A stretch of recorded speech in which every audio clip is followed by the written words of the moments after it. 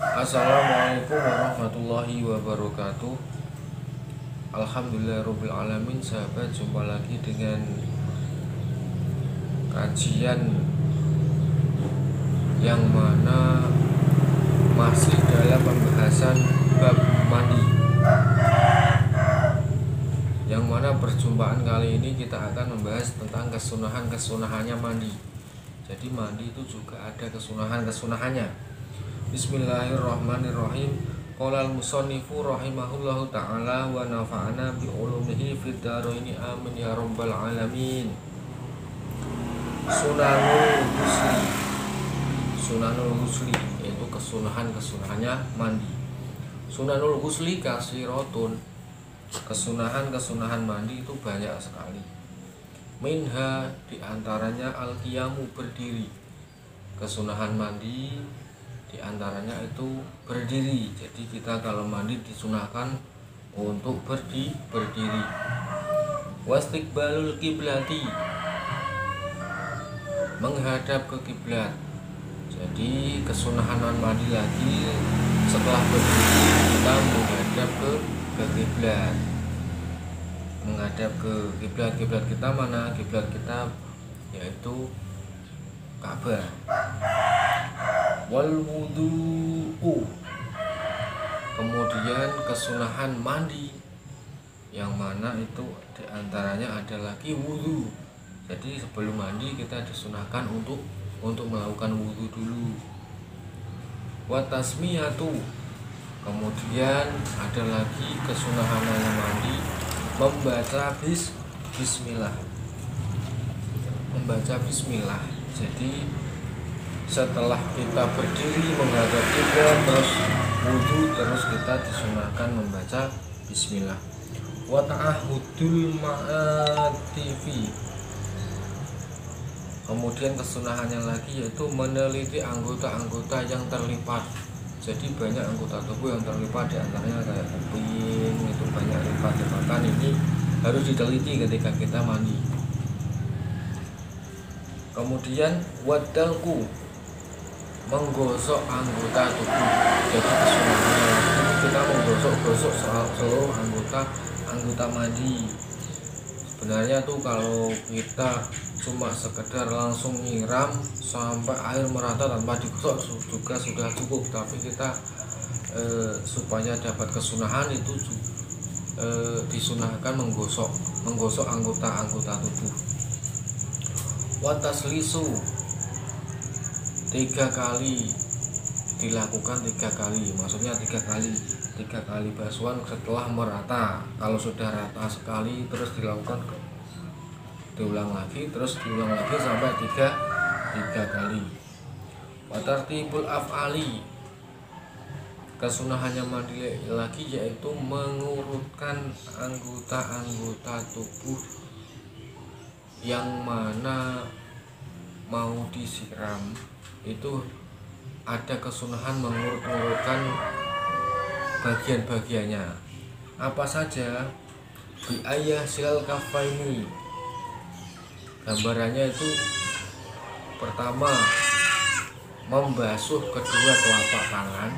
Jadi kita urutannya mandi tuh setelah berdiri, setelah kita menghadap kiblat, setelah kita wudu, setelah kita membaca bismillah, itu pertama urutannya kita membasuh kedua telapak tangan. Jadi ketika kita mau mandi nih ya, kita sudah mau melakukan mandi, kita membasuh kedua telapak tangan.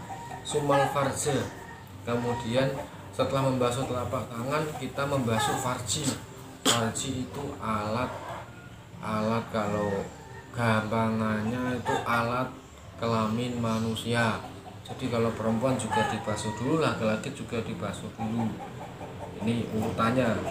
Wama hawalaihi, di samping-sampingnya farji juga dibasuh.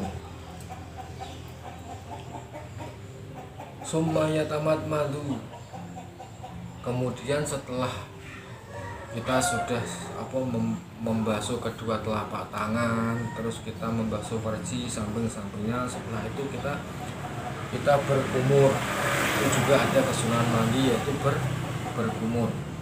Wayastansiku, kemudian juga kita kita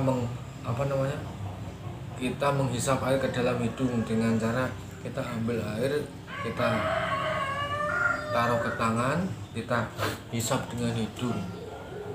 Itu juga kesunahannya mandi. Kemudian summayatawad doa,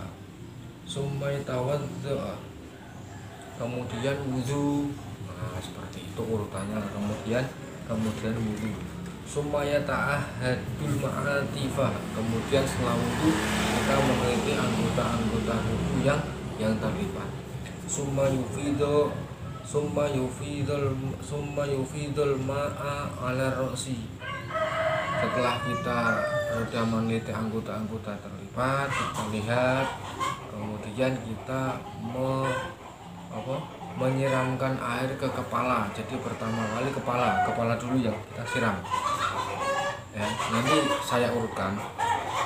Summa alama adbala minasyikil aimani. Setelah kepala sudah kita siram, kemudian kita menyiramkan ke anggota tubuh sebelah kanan yang depan gini.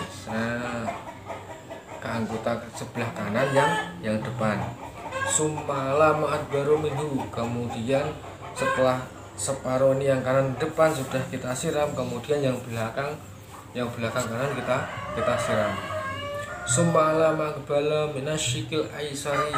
Setelah itu kita menyiram anggota depan yang kiri ya gini. Summa alama adbaru minhu, kemudian anggota belakang yang kiri. Jadi urutannya supaya kita dapat kesunahan yang sempurna ketika kita mandi wajib, itu diantaranya seperti ini. Kita berdiri, kita menghadap ke kiblat, berdiri menghadap ke kiblat, terus kita membasuh kedua telapak tangan, habis itu kita membasuh farji kita, alat kelamin dan samping-sampingnya farji. Ini urutannya ya. Setelah itu kita berkumur dulu, menghisap air ke hidung. Setelah menghisap air ke hidung, kita kemudian baru wudhu. Setelah wudhu, kita itu meneliti anggota-anggota tubuh yang terlibat, baru kita membasuh kepala dulu, urutannya kepala sambil digosok biar dapat kesunahan. Setelah kepala sudah siram, bagian kanan tubuh yang depan setelah kesiram, terus kiri bagian belakang yang kiri, bagian belakang yang kanan, terus bagian depan yang kiri, setelah itu bagian belakang yang kiri. Seperti itu urutannya.